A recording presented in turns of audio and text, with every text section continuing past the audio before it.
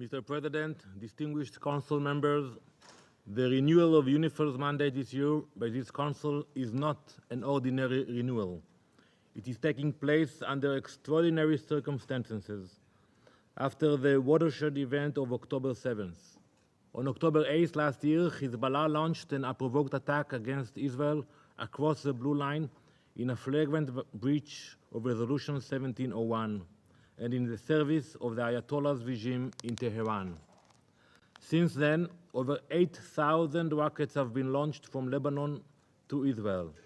Over 300 explosive UAVs made in Iran and over 1,500 anti-tank missiles have been launched against my country.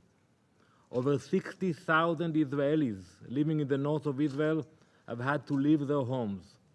46 Israelis were killed, including 12 innocent children in Majd al-Shams, who were murdered by a rocket of Hezbollah. Over 300 Israelis have been wounded.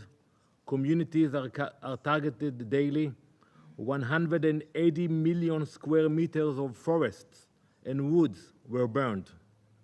Hezbollah's attacks are part of a border conflict with the head of the snake in Tehran. The Ayatollah's attacks Israel from 7 fronts. They are the chief source of instability in our region, and the international community should show resolve in the face of this dangerous regime. Mr. President, the last few months proven what Israel has been saying for years to be correct, that Hezbollah has been breaching Resolution 1701 constantly, that it built a huge arsenal of rockets in South Lebanon, south of the Litani River, under the nose of UNIFIL. Most of these rockets were amassed in villages in South Lebanon, in homes, in mosques, near vital infrastructures, near UNIFIL posts, and in open areas under the woods and bushes, or in the area that Hezbollah described as private properties. That's an important term to remember, private properties, because they don't allow UNIFIL to enter those private properties. Just this week, when Hezbollah launched over 300 rockets, missiles, and explosive drones against Israel, Hezbollah's Secretary General Hassan Nasrallah admitted openly that most of these rockets were launched from South Lebanon, from within UNIFIL's area of operation. Mr. President, it's important to stress that 90% of the rockets and missiles fired at Israel this week by Hezbollah were launched from civilian areas in South Lebanon. Allow me to share with you 2 pictures. The first one is from the village of Balida in southern Lebanon. And what you can see in the picture, the red dots, are the places where the rockets were launched into Israel. It was 160 meters from a gas station. You can see the gas station here in blue. It was 220 meters from a school. That's what they are doing. They're placing the rockets in civilian communities. Or another picture that I want to share with you. It shows a UNIFIL facility in southern Lebanon near the village of Hania. And what you can see in the picture, the red dots are the rocket launchers. We have the ability to see once it's being launched into Israel. And this one is 150 meters from the UNIFIL base. And I ask, will it be reported by UNIFIL that the launchers were placed? And those who are interested, I will share with you dozens of pictures like that we have that show that they are placing the rockets next to UNIFIL bases. Mr. President, despite what I just described above, the text of the UNIFIL mandate renewal that the Council just adopted does not address the core problems surrounding the implementation of Resolution 1701. It seems that the Council is still trapped in the pre-7th of October era. The misconception of guarding artificial stability, turning a blind eye to Hezbollah's massive military buildup, and ignoring the constant erosion of Resolution 1701. Let me start with the basics. You know, I read the resolution carefully that you just adopted. The word Hezbollah doesn't appear in the text of the mandate renewal, not even once. So it's like there's like other forces there. Why not to name it? Who is there? You can name Israel, you can name Lebanon, and you must name Hezbollah. This is simply absurd fact represents the deep problem in the implementation of Resolution 1701. The fear to talk about the breach of the arms embargo, the fear for the protection of UNIFIL's force because of Hezbollah's constant intimidation, the desperate attempt to sustain artificial stability at all costs while ignoring Hezbollah's massive military buildup. This reality must change if we wish to create a long-term and sustainable stability in the Israeli-Lebanese border. Let's call a spade a spade. Moreover, it is unacceptable that this resolution puts both sides on an equal footing, calling for both to de-escalate. There should have been a clear distinction between Israel and Hezbollah. There should have been a strong condemnation of Hezbollah, who is the sole responsible for the current escalation. The burden of proof here is on the Lebanese government and Hezbollah, not on Israel.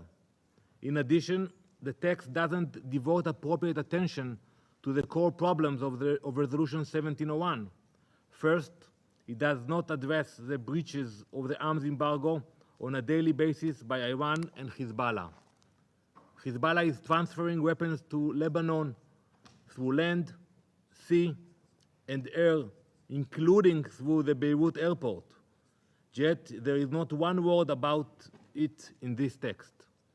Second, the text fails to clearly note that there should be no arms south of the Litani other than those of the Lebanese army.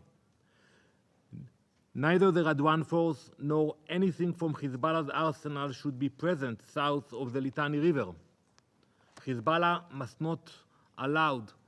not be allowed to build military compounds using the excuse of private property to deny access to the Lebanese army and UNIFIL. Mr. President, we thank the TCC and UNIFIL for their contribution in trying to maintain peace and stability along the Blue Line. UNIFIL is working under complex circumstances and in proximity to a terror organization. We are aware of that. However, UNIFIL should also draw serious conclusions from the current escalation, as it has exposed the failures of this force that Israel has alerted this council about in the last few years. I'll give you a few examples. UNIFIL must report. We don't expect them to fight Hezbollah. We will defend ourselves. But they must report the realities on the ground and not hesitate to describe clearly the problematic situation. Israel revealed many proofs over the last 2 years that Hezbollah and the Radwan force are building military compounds along the Blue Line under the cover of the so-called green NGO. They name it Green Without Borders. It sounds so nice, like the care for the environment, but it's not. It's a camouflage. You know, Green Without Borders, that's the name of the compound of Hezbollah next to our border, and it was not reported by UNIFIL. They have used it to deny UNIFIL forces access to this location. Here's another example. You all remember what happened at the Druze village at Majd al-Shams. UNIFIL and DPO would not say where the missile came from, despite the fact that UNIFIL has the means to establish where this missile was shot from. This must change. UNIFIL's deployment in the area is important, but it should be much more robust. There should not be private property which UNIFIL cannot access. Distinguished colleagues, I say to the State of Lebanon and to our colleagues who represent the Lebanese government, it is your responsibility to ensure that there are no weapons in South Lebanon. other than those of the LAF. Lebanon must deploy significantly greater forces of the LAF to South Lebanon. Lebanon needs to decide if it wants to be a hostage in the hands of Hezbollah and Iran. It must decide if it wants to be a functioning state which provides security to its citizens and its neighbors, or become a failed state controlled by Iran. We know that many people in Lebanon are hostages in the hands of Hezbollah and oppose this war. We also know that many Lebanese chose to leave this summer out of fear of escalation because of Hezbollah's actions. Lebanon must make this choice and cannot hide behind the back of UNIFIL.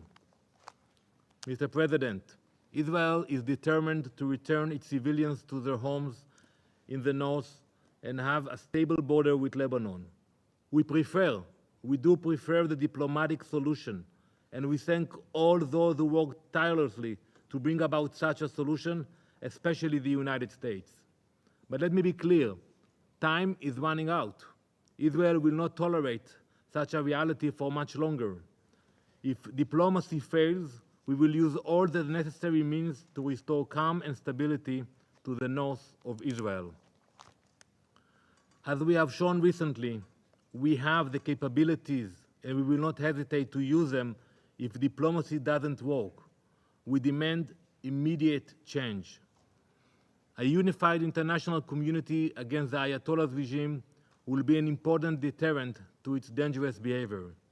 The first step should be the Council designating the IRGC and Hezbollah as terrorist organizations.